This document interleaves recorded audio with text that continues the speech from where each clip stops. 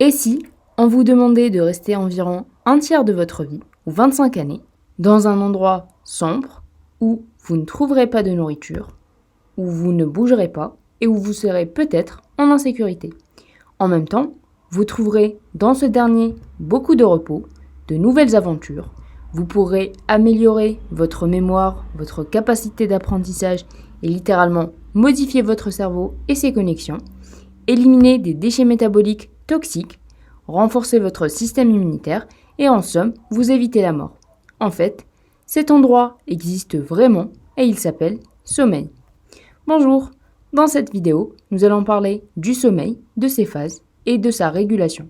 Avant de parler du sommeil, commençons par définir la conscience.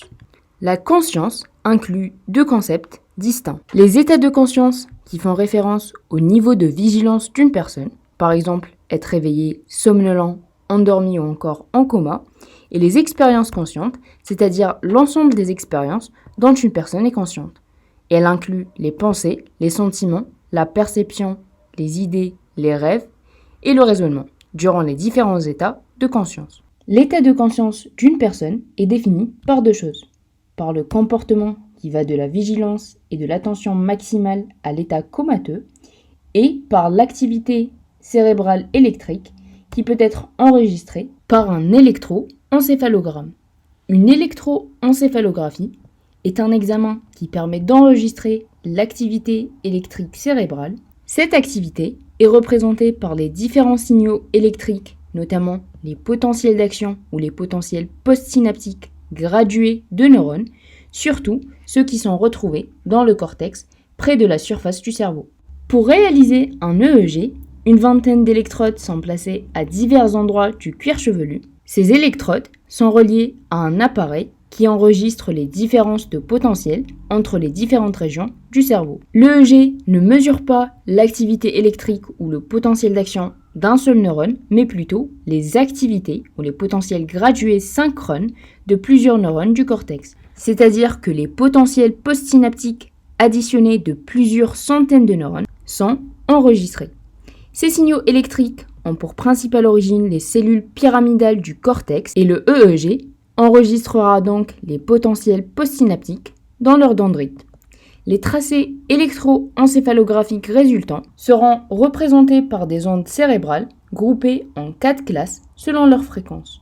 Chaque onde est une suite de pics et de vallées et elle est caractérisée par deux principales propriétés, l'amplitude des pics et des vallées et la fréquence de l'onde. L'amplitude ou l'intensité d'une onde est représentée par la hauteur des pics et la profondeur des vallées, et elle reflète le nombre de neurones produisant simultanément des potentiels d'action. Une forte amplitude indique qu'un grand nombre de neurones sont activés simultanément. Par contre, une faible amplitude indique au contraire qu'il y a un faible nombre de neurones activés simultanément. La fréquence de l'onde est représentée au contraire par le nombre de pics qui passent par un point donné en une seule seconde. Les 4 ondes cérébrales différenciées sont les ondes alpha, dont la fréquence est de 8 à 13 Hz. Ces ondes sont des ondes plus ou moins régulières et rythmiques de faible amplitude. Elles sont présentes lorsqu'une personne a les yeux fermés et qu'elle est en état de relaxation mentale. Ces ondes sont surtout présentes dans le lobe occipital et un peu moins dans le lobe pariétal. Lorsque l'attention d'une personne éveillée est dirigée vers une activité mentale, les ondes alpha sont remplacées par des ondes bêta asynchrones. En fait, le simple fait d'ouvrir les yeux dans une lumière vive induit l'arrêt immédiat des ondes alpha et leur remplacement par les ondes bêta. Les ondes bêta ont une fréquence un peu plus élevée et ce sont des ondes rythmiques mais plus irrégulières et leur amplitude est plus basse. Ces ondes sont visibles lorsque nous sommes dans un état de veille active, par exemple lorsqu'on se concentre sur quelque chose ou sur un stimulus visuel. Les ondes θ ont des fréquences plus basses et elles sont plus irrégulières. Elles se produisent normalement dans les régions temporales et pariétales des enfants, mais elles peuvent se produire aussi chez les adultes lors de stress émotionnel. Elles peuvent aussi apparaître durant un état de concentration. Enfin, les ondes delta sont des ondes dont les fréquences sont inférieures à 3,5 Hz. Ces dernières ont une forte amplitude. Elles apparaissent pendant le sommeil profond, en bas âge, mais chez un sujet éveillé, elles indiquent une lésion cérébrale. Pour pouvoir décrire et distinguer les différentes phases du sommeil, 3 principales mesures sont utilisées. L'EEG, qui mesure l'activité cérébrale, l'électro-oculographie, qui mesure le mouvement oculaire, et enfin l'électromyographie, qui mesure le tonus musculaire. À ces mesures, on peut rajouter l'ECG, la saturation en oxygène grâce à un oxymètre de pouls, le flux respiratoire, ainsi que la pression transcutanée en CO2. Et tout ceci constituera alors la polysomnographie. Parlons maintenant des différentes phases du sommeil. Le sommeil a été divisé en 2 principaux types, le sommeil lent et le sommeil paradoxal, qui sont déterminés par les ondes enregistrées sur les bandes électroencéphalographiques. Le manuel original du scoring du sommeil divisait le sommeil en 5 stades. 4 stades pour le sommeil lent et 1 stade pour le sommeil paradoxal. Ce scoring a été mis à jour par l'Académie américaine de médecine du sommeil qui met en évidence plutôt 4 stades, 3 stades de sommeil lent et 1 stade de sommeil paradoxal. Dans cette vidéo, nous allons plutôt nous concentrer sur le second type de scoring. Chaque nuit, une personne passe par les différents types de sommeil, d'abord lent, puis paradoxal. Voici comment ceci se passe. Lorsqu'une personne commence à se sentir fatiguée et qu'elle se prépare à dormir, les ondes bêta commencent à diminuer, laissant place à des ondes alpha qui prédominent lorsque les yeux se ferment. Le stade N1 marque la transition entre l'éveil et le sommeil. Ce stade est caractérisé par l'apparition des ondes θ, une diminution du tonus musculaire, ainsi que quelques mouvements oculaires lents. Cette phase constitue approximativement 5 à 10% du temps de sommeil total.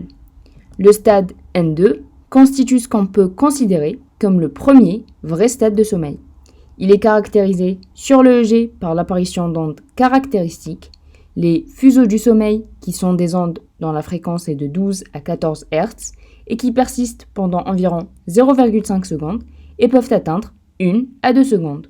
Les complexes K constituent eux des ondes négatives abruptes suivies d'ondes positives et on peut aussi y retrouver à ce stade ainsi qu'au stade N1 des pointes vertex qui sont des ondes négatives. Durant le stade N2, le tonus musculaire est diminué, les mouvements oculaires sont absents, la respiration ralentit et devient plus régulière et enfin la température corporelle diminue. L'individu adulte passe environ 45 à 55% de son sommeil dans ce stade.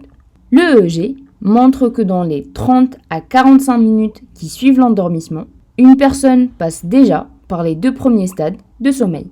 Le stade N3, qui comprenait précédemment, selon l'ancien scoring, les phases 3 et 4, constitue le sommeil profond. À ce stade, l'EEG montre des tracés dont la fréquence diminue et l'amplitude augmente. Ce sont les ondes delta, et qui correspondent à une synchronisation de l'activité corticale et thalamique. Durant ce stade, les mouvements oculaires sont absents, la respiration continue de ralentir et devient plus régulière, le rythme cardiaque ralentit aussi, les muscles se relâchent et la température diminue.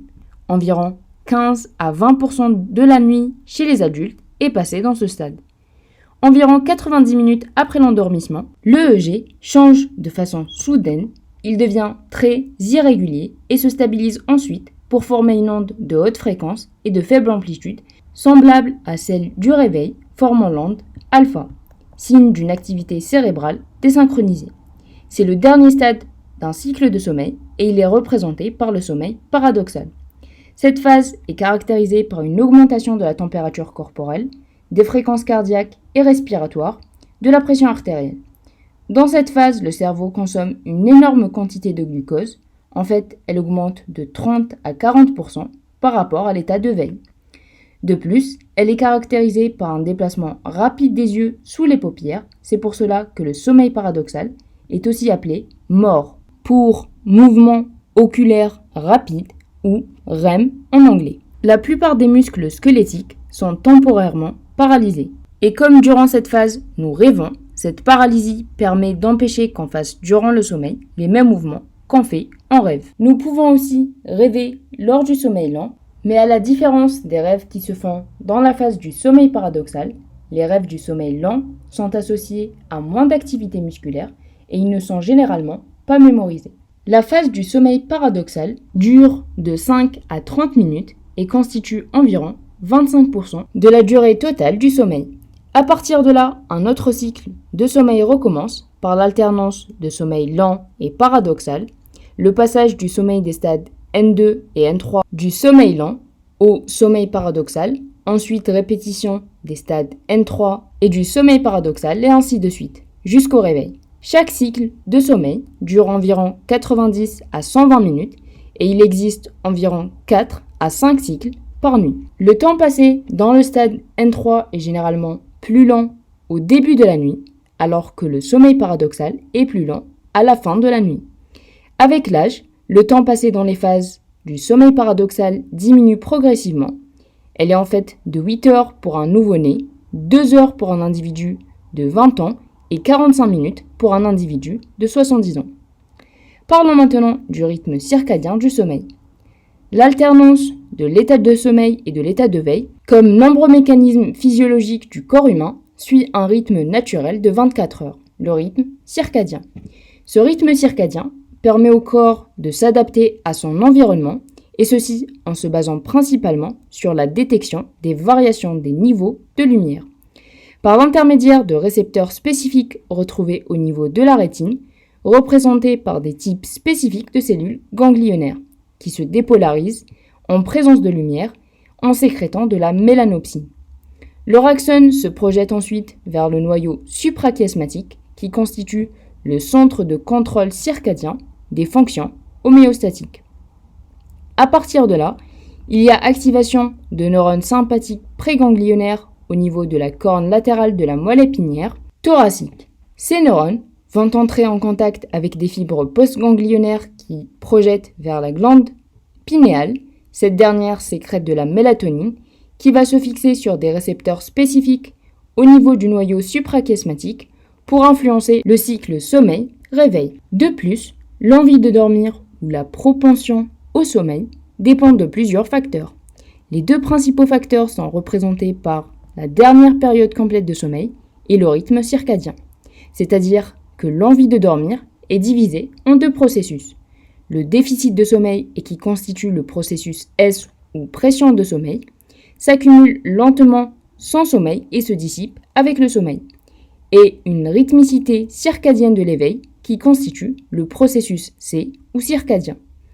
La différence entre ces deux processus représente la propension au sommeil. Au matin, le niveau d'éveil augmente doucement, ainsi que le déficit du sommeil. La différence entre ces deux processus est donc minime. C'est ce qui fait qu'on a moins envie de dormir. Le soir, par contre, le déficit du sommeil augmente, alors que le rythme circadien de l'éveil commence à décliner. Il résulte alors une plus grande envie de dormir. Parlons maintenant brièvement des mécanismes responsables de l'alternance des périodes de veille et de sommeil. Au niveau du tronc cérébral se trouve un réseau de noyaux appelé la formation réticulaire qui connecte les différentes régions du cerveau à la moelle épinière. Ce réseau intervient dans plusieurs fonctions physiologiques, notamment le contrôle moteur, cardiovasculaire et respiratoire, et bien sûr les états de conscience. La partie de ce réseau qui régule la conscience est appelée le système réticulaire activateur ascendant et il est constitué d'amas de neurones et de voies neuronales dont l'origine se trouve dans la moelle épinière et l'hypothalamus.